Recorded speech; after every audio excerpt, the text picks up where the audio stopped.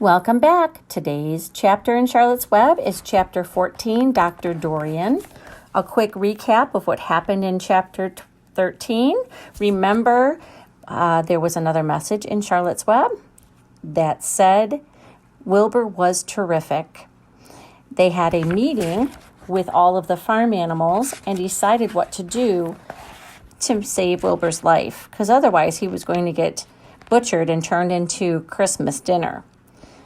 We also found out that Templeton had to go back 3 different times to the dump to find different words to put in Charlotte's Web.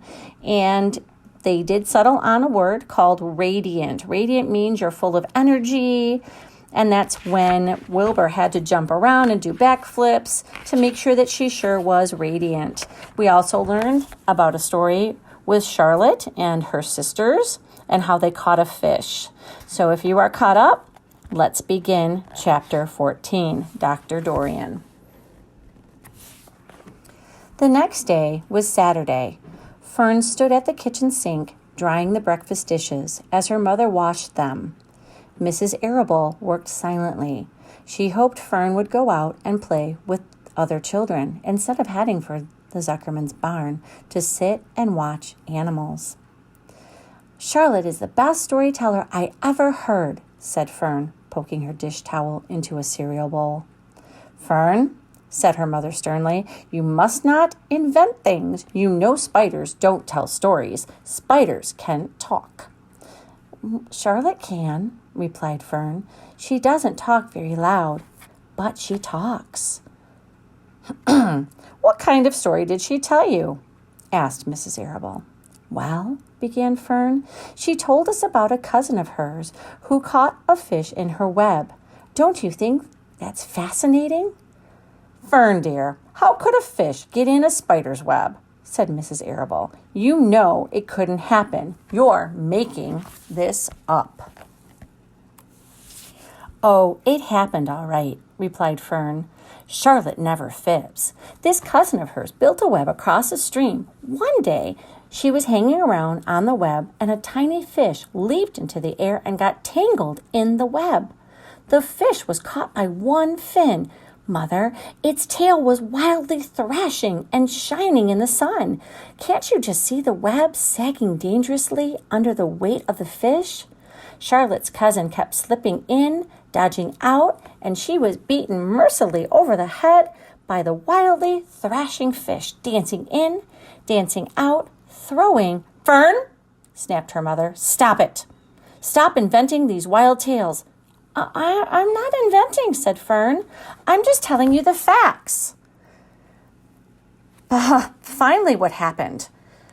"What finally happened?" asked her mother, whose curiosity began to get the better of her. "Charlotte's cousin won.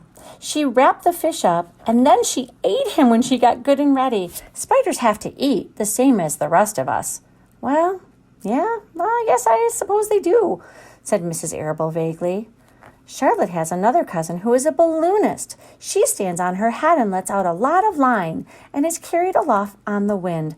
Mother, wouldn't you simply love to do that?" "Well, yes, I would, to come to think of it," replied Mrs. Arable. "But Fern, darling, I wish you would play outside. I mean outdoors today instead of going to Uncle Homer's barn. Find some of your playmates and do something nice outdoors. You're spending too much time in that barn. It isn't good for you to be alone so much." "Alone?" said Fern. "Alone? My best friends are in the barn cellar. It is a very sociable place, not at all lonely." Fern disappeared after a while, walking down the road toward Zuckerman's. Her mother dusted the sitting room. As she worked, she kept thinking about Fern. It didn't seem natural for a little girl to be so interested in animals. Finally, Mrs. Arable made up her mind.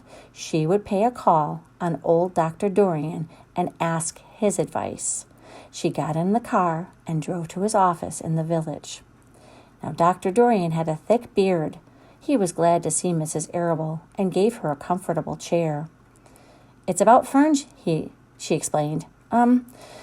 Fern spends entirely too much time in the Zuckerman's barn. It doesn't seem normal. She sits on a milk stool in the corner of the barn cellar near the pig pen and watches animals hour after hour. She just sits and listens. Dr. Dorian leaned back and closed his eyes. How enchanting, he said. It must be real nice and quiet down there. Homer has some sheep, hasn't he?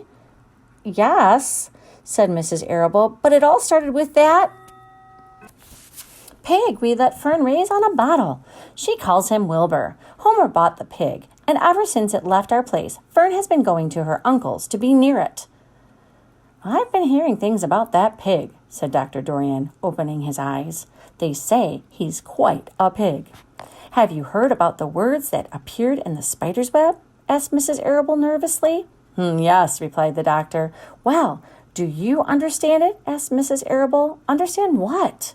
Do you understand how there could be any writing on a spider's web? Oh, no, said Dr. Dorian. I don't understand it. But, for that matter, I don't understand how a spider learned to spin a web in the first place.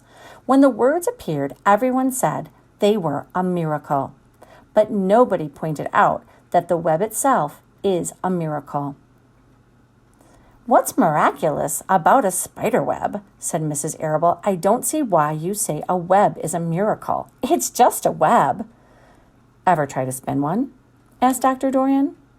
Mrs. Arable shifted uneasily in her chair. No, she replied, but I can crochet a doily, and I can knit a sock. Sure, said the doctor, but someone taught you, didn't they? Go ahead and enjoy that beautiful illustration of Dr. Dorian. You can see that he does have a long beard. He's holding his jacket, and he's listening very intently to Mrs. Arable, who is very, very concerned about Fern and the fact that she's hearing animals talk. Let's find out what happens next. My mother taught me. Well, who taught a spider? A young spider knows how to spin a web without any instructions from anybody. Don't you regard that as a miracle? I suppose so, said Mrs. Arable. I never looked at it that way before. Still, I don't understand how those words got into the web. I don't understand it. And I don't like what I can't understand.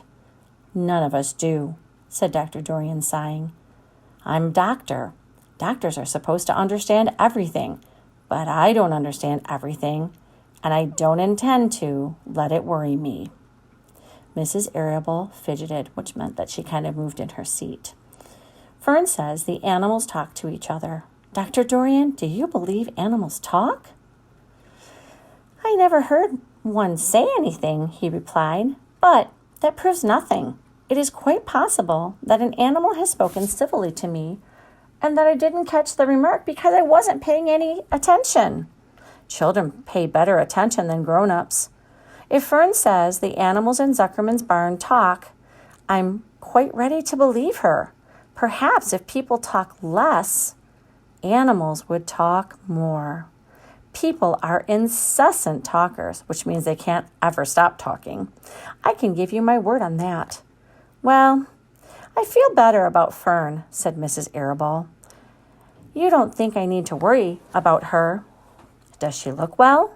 Asked the doctor. Oh, yes. Appetite good? Oh, yes. She's always hungry. Sleep well at night? Oh, yes. Then don't worry, said the doctor. Do you think she'll ever start thinking about something besides pigs and sheep and geese and spiders? How old is Fern? She's 8. Well, said Dr. Dorian, I think she will always love animals, but I doubt that she spends her entire life in Homer Zuckerman's barn cellar. How about boys? Does she know any boys? Well, she knows Henry Fussy, said Mrs. Arable brightly. Dr. Dorian closed his eyes again and went into deep thought. Henry Fussy, he mumbled. Remarkable. Well, I don't think you have anything to worry about. Let Fern associate with her friends in the barn if she wants to. I would say offhand that spiders and pigs were fully as interesting as Henry Fussy. Yet I predict that the day will come when even Henry will drop some chance remark that catches Fern's attention. It's amazing how children change from year to year. How's Avery? he asked, opening his eyes wide. Oh, Avery, chuckled Mrs. Arable. Avery is always fine. Of course he gets into poison ivy and gets stung by wasps and bees and brings frogs and snakes home and breaks everything he lays his hands on. He's fine. Good, said the doctor. Mrs. Arable said goodbye and thanked Dr. Dorian very much for his advice. She felt greatly relieved. That's it for today's chapter. Please listen to this chapter once again before you do your exit ticket. Good luck, take your time, and do your best.